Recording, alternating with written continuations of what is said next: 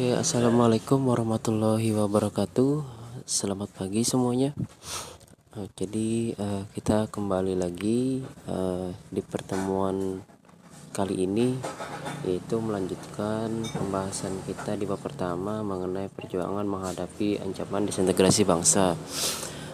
Oke, sebelumnya di sini Bapak banyak-banyak minta maaf karena di sini Bapak dalam menyampaikan materi begitu sangat sederhana, yaitu menggunakan tangkapan layar di video, maksudnya di HP.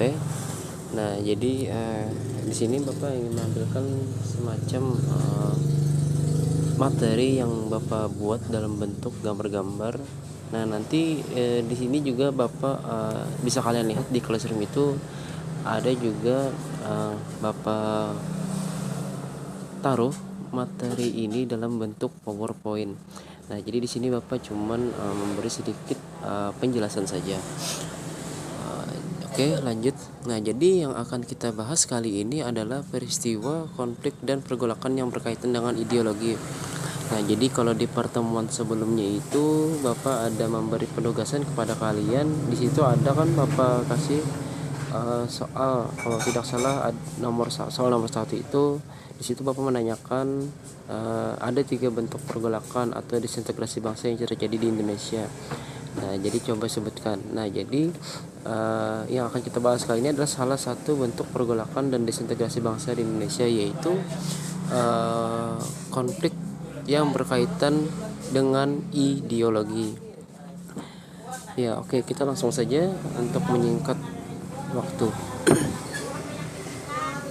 Nah, oke, kali ini yang akan kita bahas materinya yaitu yang pertama adalah pemberontakan PKI atau Partai Komunis Indonesia yang terjadi di Madiun, terus juga pemberontakan DITII. Nah, jadi bisa kalian lihat di gambar di samping itu ada 3 lambang. Nah, lambang yang di atas itu adalah lambang ideologi negara kita yang sampai saat ini kita gunakan sebagai dasar negara kita, yaitu Garuda Pancasila. Nah, sedangkan yang di bawah sebelah kiri itu ada lambang Palu Arit yang merupakan lambang Partai Komunis Indonesia. Sedangkan bagian sebelah kanan itu merupakan lambang Gerakan Darul Islam atau Tentara Islam Indonesia yang disingkat dengan DITII. Ya, maaf ya kalau dalam penyampaian video ini ada suara-suara sedikit-sedikit suara gangguan. Tapi mudahan kalian tetap bisa fokus dalam mendengarkan ataupun menyaksikan video ini. Nah, yang pertama di sini yang ingin Bapak jelaskan adalah ideologi dulu. Nah, apa sih ideologi itu? Nah, di sini juga Bapak ada memperlihatkan apa itu ideologi. Nah, di sini Bapak mengutip dari seorang sosiolog atau ilmuwan sosiologi. Nah, kata beliau, kumpulan ide maksudnya ideologi itu adalah kumpulan ide atau gagasan yang melahirkan aturan-aturan dalam kehidupan. Nah, ini Bapak kutip dari seorang sosiolog bernama Gunawan Setiarjo. Nah, walaupun sebenarnya Bapak ada pemahaman sendiri mengenai ideologi. Jadi menurut Bapak ideologi itu adalah sebuah pemikiran atau sebuah paham yang dimiliki oleh manusia atau individu yang membuat arah kita itu memiliki tujuan terarah maksudnya. Nah, karena adanya ideologi itu. Semoga bisa dipahami ya. Oke, lanjut.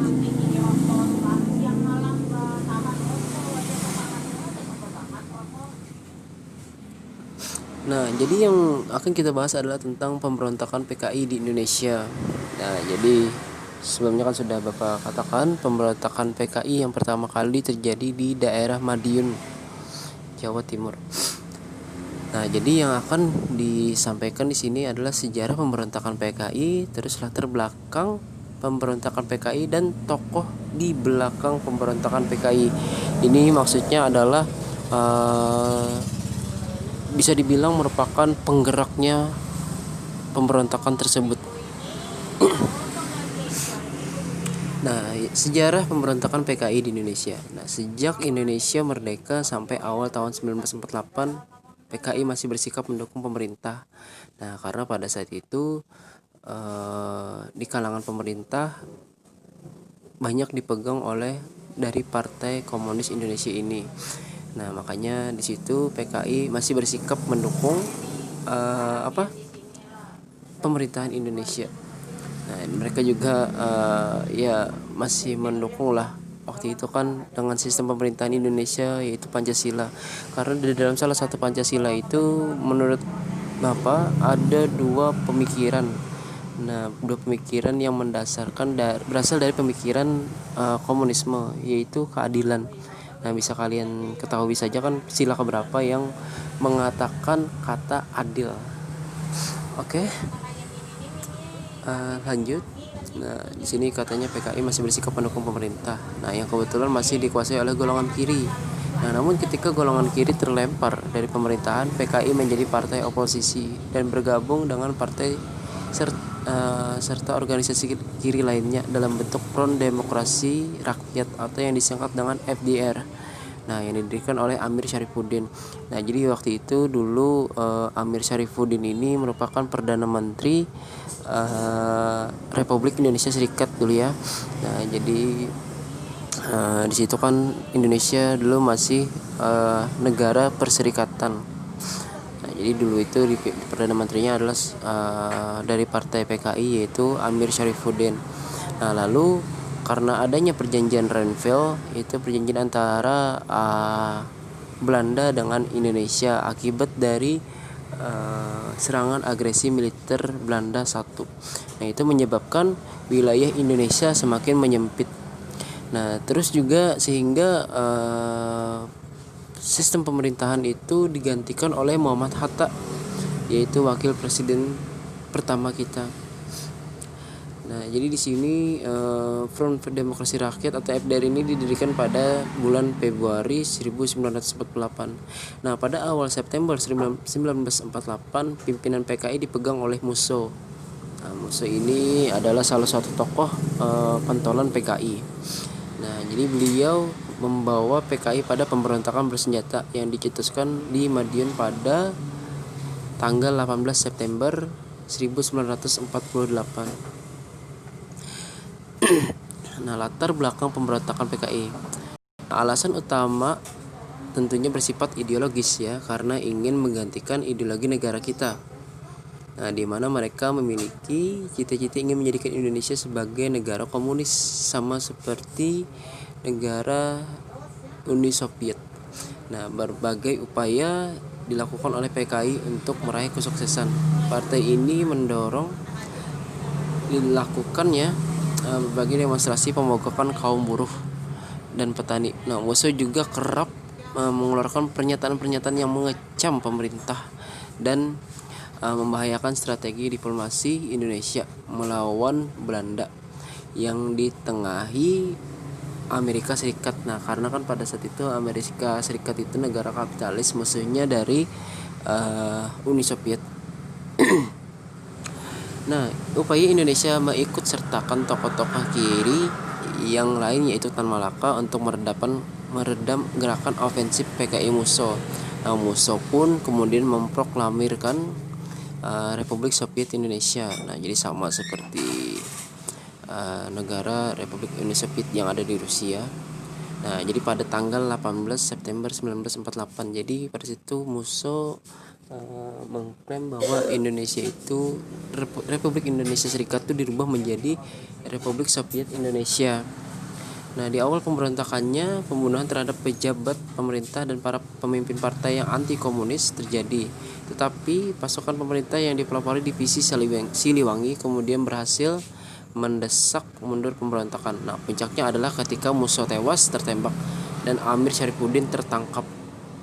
Nah, ia akhirnya dijatuhi hukuman mati. Nah, tokoh muda PKI Aidit dan Lukman berhasil melarikan diri. Nah, jadi Aidit ini juga merupakan salah satu dalang pemberontakan PKI yang terjadi pada tahun 1965 atau yang lebih kita kenal adalah Gerakan 30 September SPKI. Nah, di sini begitu banyak ya, ribuan orang tewas akibat dari pemberontakan ini.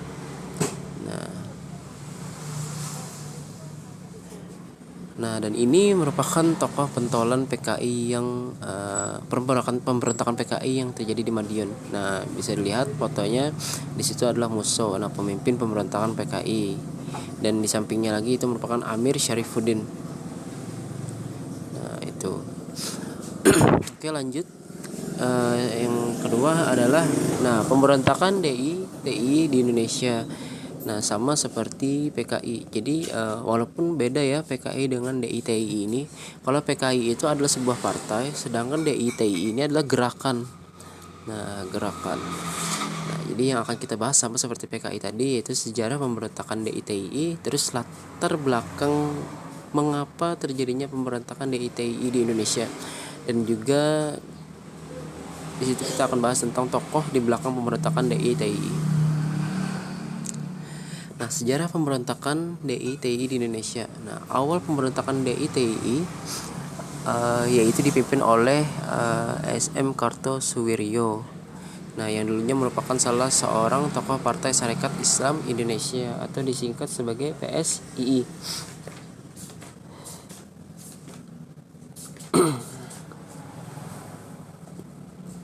Lanjut. Jadi penyebab salah satu pemberontakan ini sama seperti PKI tadi, yaitu perjanjian Rempil yang membuka peluang baginya untuk lebih mendekatkan cita-cita lamanya untuk mendirikan negara Islam. Nah, gerakan negara Islam Indonesia ini bertujuan untuk menjadikan Republik Indonesia sebagai negara yang menerapkan agama Islam sebagai dasar negara. Dalam proklamasinya tertulis bahwa hukum yang berlaku di negara Islam Indonesia adalah hukum Islam, atau lebih jelasnya lagi dalam undang-undang tertulis bahwa negara berdasarkan Islam dan hukum tertinggi adalah Al-Quran dan Al-Hadis.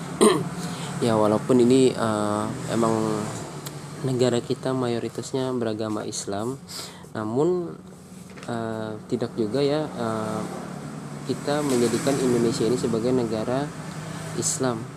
Nah, justru kita itu negara yang banyak beragama Islam, justru kita harus melindungi saudara-saudara kita yang tidak seiman, karena keberagaman itu indah ya. Nah, jadi di sini ada pesan.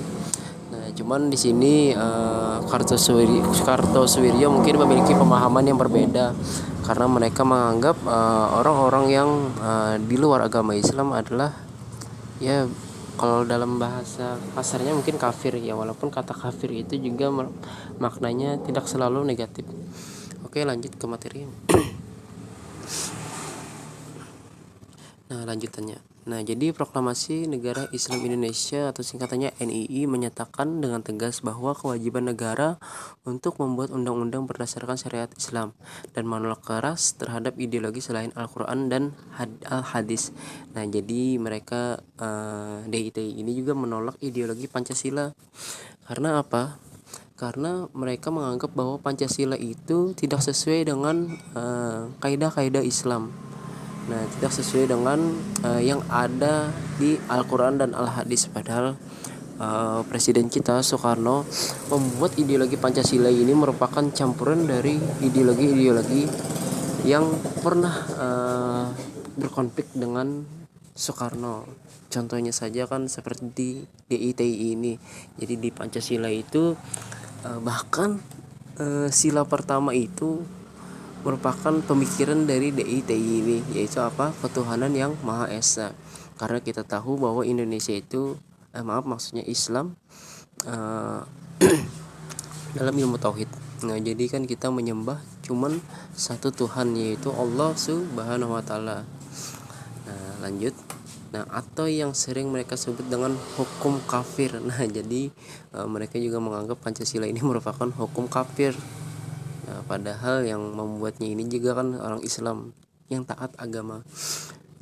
Nah, dalam perkembangannya negara Islam Indonesia ini menyebar sampai ke beberapa wilayah yang berada di negara Indonesia, terutama Jawa Barat, Jawa Tengah, Kalimantan Selatan, Aceh, dan Sulawesi Selatan. Nah, setelah Sekar Maji Marijan Kartosuwiryo ditangkap oleh Tentara Nasional Indonesia dan dieksekusi pada tahun 1962. Nah, gerakan Darul Islam tersebut menjadi terpecah. Akan tetapi meskipun dianggap sebagai gerakan ilegal oleh negara Indonesia, pemberontakan DITI ini masih berjalan meskipun dengan secara diam-diam di Jawa Barat Indonesia. Karena kan Indonesia kita, masyarakat kita ini sedikit fanatik ya untuk masalah apa namanya, yang berbau-bau sara mungkin ya. Oke, lanjut. Nah, di sini ada latar belakangnya. Nah, jadi pada tanggal 7 Agustus 1949 di sebuah desa yang terletak di Kabupaten Tasikmalaya, Jawa Barat, Sekar Maji Marijan Kartosoewiryo mengumumkan bahwa negara Islam Indonesia telah berdiri di negara Indonesia, dan gerakannya yang disebut dengan Darul Islam, dan para tentaranya diberi julukan dengan sebutan Tentara Islam Indonesia. Nah, gerakan DINI ini dibentuk pada saat Provinsi Jawa Barat ditinggalkan oleh pasukan Siliwangi yang sedang berhijrah ke Jawa Tengah, ke Yogyakarta. Nah, itu kan waktu itu dalam gerakan gerilya kalau nggak salah. Nah, jadi pada saat itu dimanfaatkan oleh Kartosoewiryo membentuk gerakan DITI ini. Nah, saat pasukan Siliwangi tersebut berhijrah, kelompok DITI ini dengan leluasa melakukan gerakannya dengan merusak dan membakar rumah penduduk. Jadi bisa dikatakan pengecut juga ya kalau gerakan DITI ini melakukan aksinya setelah pasukan Siliwangi itu tidak berada di tempatnya. Nah, makanya kan gerakan ini cepat sekali dimusnahkan karena caranya saja bisa dianggap licik. Nah, jadi sini yang saya bingung adalah padahal kan gerakan ini tidak mencerminkan agama Islam, karena di sini mereka melakukan merusak dan membakar rumah penduduk.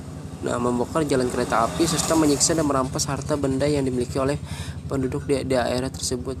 Nah, padahal yang mereka serang itu juga saudara mereka sendiri, bahkan bisa dibilang saudara-saudara mereka yang seiman. Nah, karena mereka alasannya kan diserang karena tidak mendukung atau mengikuti gerakan tersebut. Nah, mereka diserang, dirampok dan melakukan kejahatan lain lah.